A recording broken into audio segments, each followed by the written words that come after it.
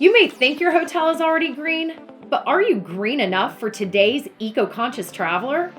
Welcome to the Sustainable Hospitality Podcast, your destination to learn from hospitality professionals on the value and opportunities sustainability will bring to your organization. It will put more heads in beds and lower costs at the same time. We are your hosts and sustainable hospitality experts, Kathy McGuire and Amy Walls. I'm your host, Kathy McGuire. In this episode, we talk with Guy Bigwood. He's the Chief Changemaker and CEO of the Global Destination Sustainability Movement. We will discuss how DMOs and Convention and Visitors Bureaus can become sustainable destinations and capitalize on the eco-conscious traveler preferences. Enjoy the episode. Welcome, everyone. It's my pleasure to introduce our guest speaker, Guy Bigwood. He's the Chief Changemaker and Managing Director of the Global Destination Sustainability Movement. Thank you very much, Guy, for being with us to have this important conversation. Where are you located, actually? I'm in Barcelona right now. So it's morning for you, afternoon for me. So good afternoon, everyone. Oh, very good. So tell us about the Global Destination Sustainability Movement. What's it all about? Great. So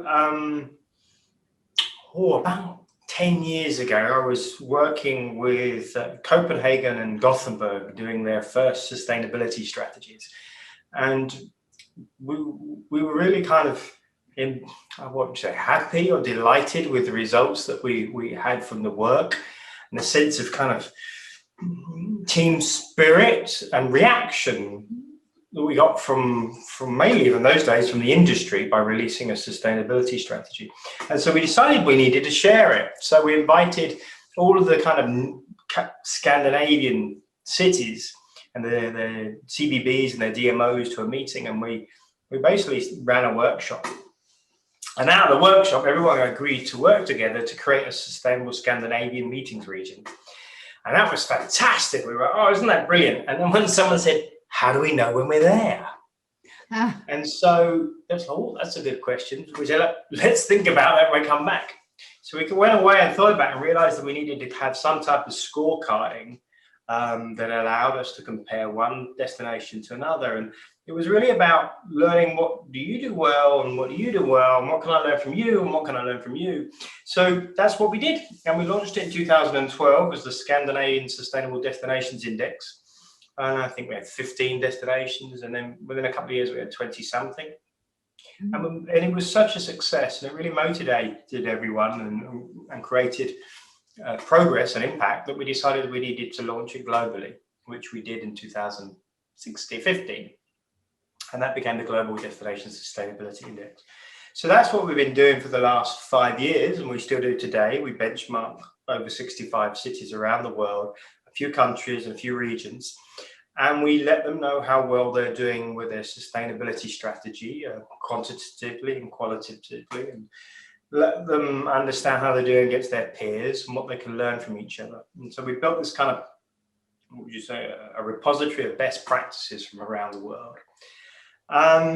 And that's what we do. And it was, but this last year, or at the end of 2019, meaning last year before COVID, we decided that we needed to take a step up. And really what we were about was building this movement for change. And so we renamed it as the GDS movement, Global Destination Sustainability Movement. And so that's what we are today. So what does that mean? So we do the benchmarking, but we now, as the next step, help cities to create strategy. We help them to engage their citizens and their industry and their partners and their clients around sustainability. We help them build capacity in their value chains, and we help them tell stories. What kinds of things do you look at when you think of a destination? It's like it's a place. It's not a building.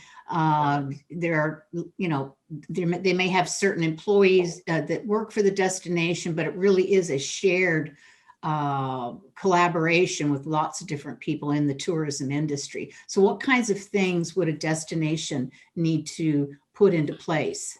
So what we've built is a benchmarking with 69 indicators, which look at what we think are the key things. Not all the things, but some of the key things. And so we look at 4 areas. So we look at, first of all, at the city. So we look at the municipality's environmental strategy and the municipality's social strategy. So that could be anything from, do you have a climate strategy? Do you measure your emissions? What are your emissions? What about waste? Do you recycle? Do you have renewable energy? So some are kind of yes, no strategy questions, and some are very, qualitative numbers. So we start looking at the city, and then we move on to the supply chain. So what percentage of the hotels are certified with environmental label? What about restaurants? What about the airports? What about the business schools and the tourism schools? So we go through the suppliers, and then the last chunk is the destination management organization that changes depending on what kind of country you're in, but that normally the CVB or the visitors board or the tourist board. So we look at them and we say, do you have a strategy? What's in the strategy? Do you build capacity of your sector? Do you communicate? Do you measure? Do you report? So there's 69 things there which we think are the key most important things.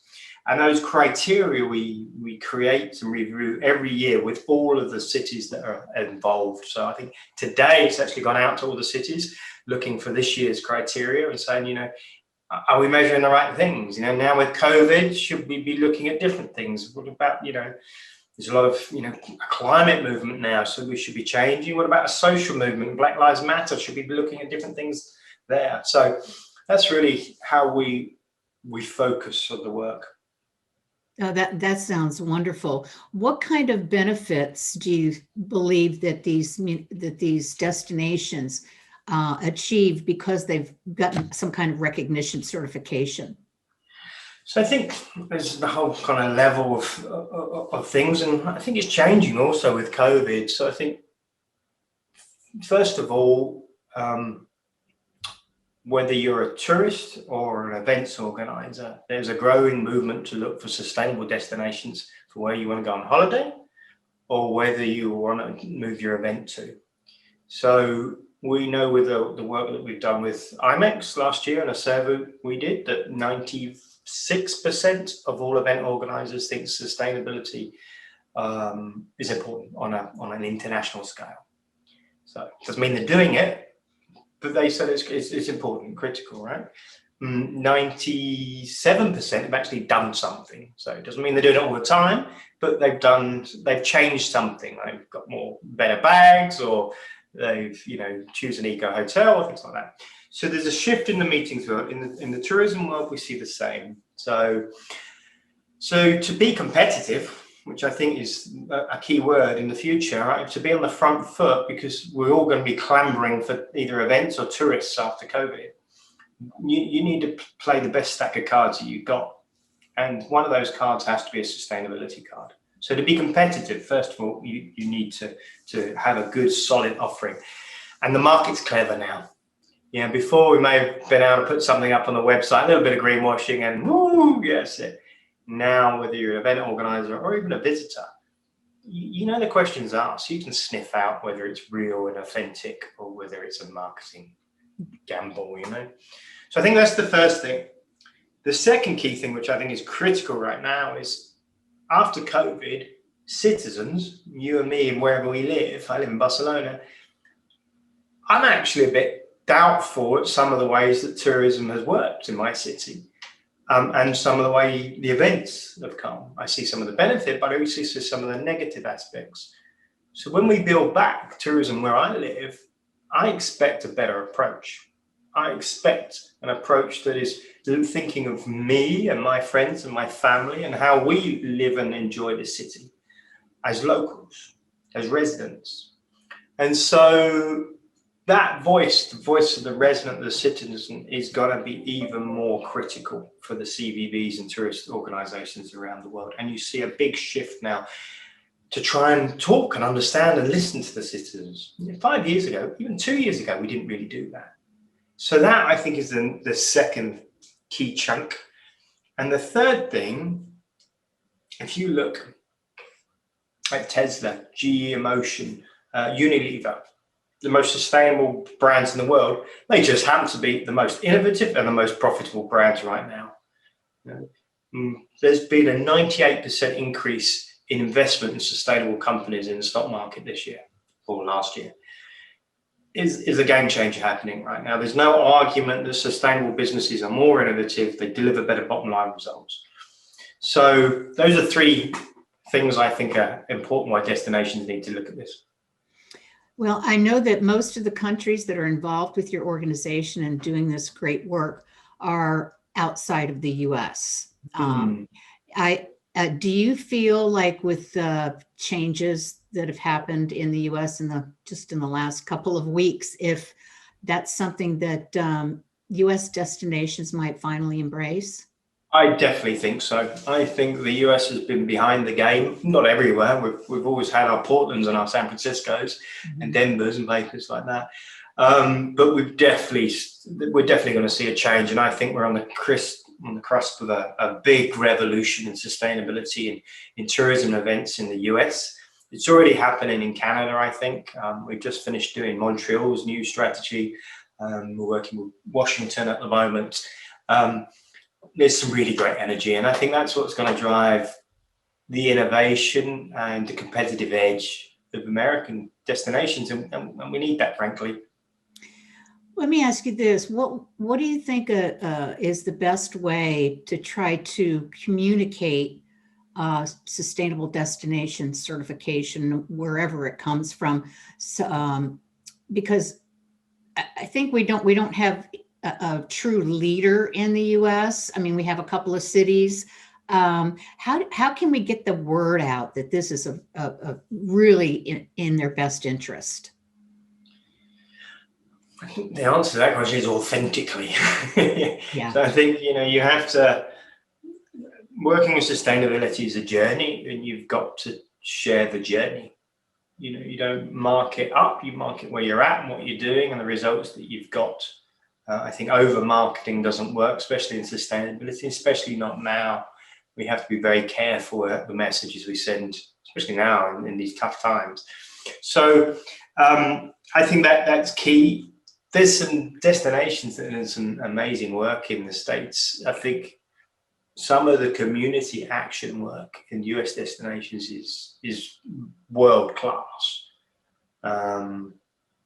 And I think the rest of the world can learn from how you motivate people to give up their time and volunteer for the benefit of the community. So I think that's what I've learned is every country in the world, every city in the world does something a bit better, one thing a bit better than someone else. And so collectively in a movement like we are, is we all share, we all learn, and we grow together. So I learn from you, and I share what I do with climate, and you share what you do with community action. So, and I think the whole diversity messages, again, it's not happening yet, but it will come out. The US, I think, will lead in terms of diversity and inclusion over time. And so that's exciting as well. Yeah, most definitely. This has been fabulous information to learn about the GDSM now, right? Global Destination Sustainability Movement and the work that you're doing. So thank you. Go ahead. That's great. Well, thank you for the invitation. It's a real pleasure to talk to you. And please move to your next session. Thanks very much. It sounds like it's time for your next appointment. Yeah, exactly. Guy Bigwood, thank you very much for sharing this information with us. Take care and be well. Great. Thank you. Thank you for joining us today on the Sustainable Hospitality Podcast. Make sure to like and subscribe. And if you'd like a free consultation on becoming a much greener hotel, please visit us at sustainablehospitalitypodcast.com.